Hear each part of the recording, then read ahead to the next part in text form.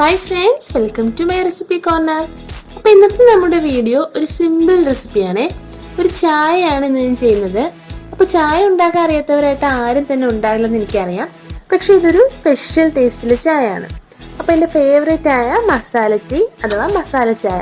അപ്പോൾ കുറച്ച് കാര്യങ്ങൾ ശ്രദ്ധിച്ചാൽ നല്ല ടേസ്റ്റി ആയ പെർഫെക്റ്റ് മസാല ടീ നമുക്ക് റെഡിയാക്കി എടുക്കാം. അപ്പോൾ ഇതുവരെ എൻ്റെ ചാനൽ സബ്സ്ക്രൈബ് ചെയ്യാത്തവർ പ്ലീസ് ഒന്നങ്ങ് സബ്സ്ക്രൈബ് ചെയ്യാൻ മറക്കല്ലേ. അതുപോലെ തന്നെ വീഡിയോ കണ്ടിട്ട് ഇഷ്ടമായാൽ ലൈക്ക് ചെയ്യാനും മറക്കല്ലേ.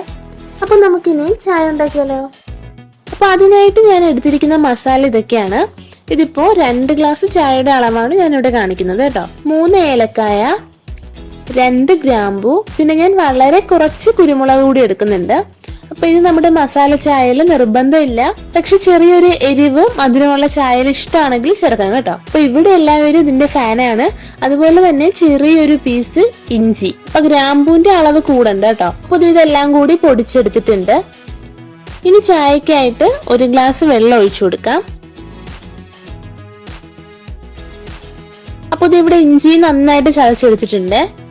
ഇനി ഒരു ചെറിയ പീസ് പട്ട കൂടി ചേർത്ത് കൊടുക്കാം. അപ്പൊ പട്ട ഞാൻ പൊടിച്ച് ചേർക്കാറില്ല കേട്ടോ. ഇനി ഇതും ചേർത്ത് നന്നായി ഒന്ന് തിളപ്പിക്കാം. അപ്പൊ ഇതേ വെള്ളം തിളയ്ക്കാൻ തുടങ്ങുമ്പോൾ നമുക്ക് പഞ്ചസാര ചേർത്ത് കൊടുക്കാം.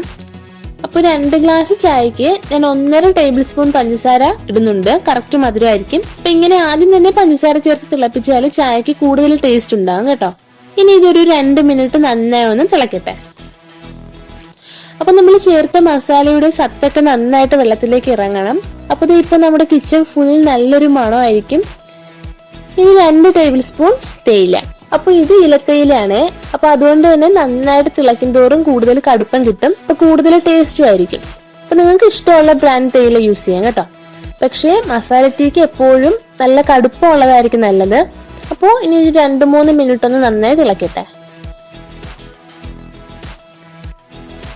ഇപ്പൊ ഇനി ഇതിലേക്ക് പാല് ചേർത്ത് കൊടുക്കാം. അപ്പൊ ഞാനിപ്പോ ഇവിടെ ഇതിലേക്ക് 1 ഗ്ലാസ് പാല് തന്നെ ചേർക്കുന്നുണ്ട്. ഇനി ചായ നന്നായിട്ടൊന്ന് തിളച്ച് പൊങ്ങണം. അപ്പൊ ഇത് നമ്മുടെ മസാല ടീ ഇവിടെ റെഡി ആയിട്ടുണ്ട്. നല്ലൊരു മണമാണ്.